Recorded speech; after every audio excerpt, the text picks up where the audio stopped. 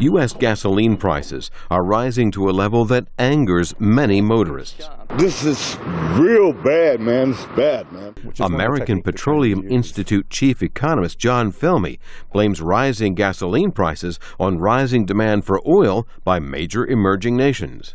There's no question that the developing countries use more oil than the developed countries right now, and all the forecasts are for that to grow.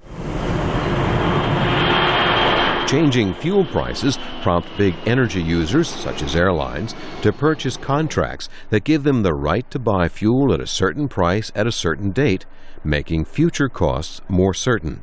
But other investors buy and sell these futures contracts in search of profits with no intention of taking delivery of the oil. Critics like Mark Cooper of the Consumer Federation of America call these investors speculators and say when they pour money into a market, they hurt consumers by boosting demand. Speculation has driven up the price of oil very substantially, from $70 a barrel to over $100 a barrel.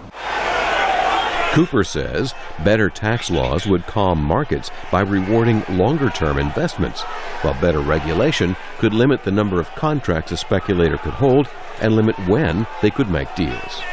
But other experts say tensions with Iran over its suspected nuclear weapons program are raising prices because economic sanctions or military conflict could cut exports from this major oil producer. Mohsin Khan of the Peterson Institute for International Economics says fear of fuel shortages plays more of a role than speculation in current prices. He says Washington could ease prices by offering to tap the U.S. Strategic Petroleum Reserve to make up for supply shortages in the event of conflict with Iran. I actually believe that if the United States did announce that they were going to start releasing some from their stocks in the event that Iranian oil was taken off the market, went off the market, I believe prices would come down. Gasoline prices in some parts of the United States have gone over $4 a gallon, which is around $1.05 a liter. While that is below the price in many other nations, the rising cost adds up to a political issue. That's because the average American family uses about 3,000 liters a year, and many voters want action from elected officials. But economists say oil prices are set in a world market, and Washington can do little to change them in the short term. Jim Randall, VOA News, Washington.